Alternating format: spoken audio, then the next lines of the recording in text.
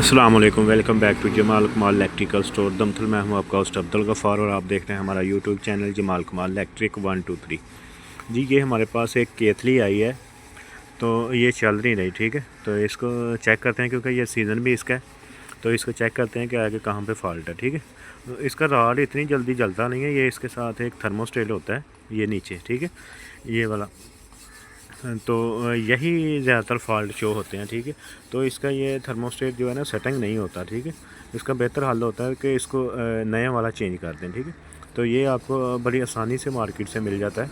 ये आप लोग घर में खुद भी कर सकते हैं। कभी इसकी वायर जलती है और ज़्यादातर इसका ये थर्मोस्टेट का ही फॉल्ट होता है। ठीक है, तो ये देखें, हमने इसका ये चेंज करके इसको अपनी वायर लगा के चेक किया है, तो ये चलना स्टार्ट हो चुका है। ठीक है, ये देखें पानी गर्म हो चुका है।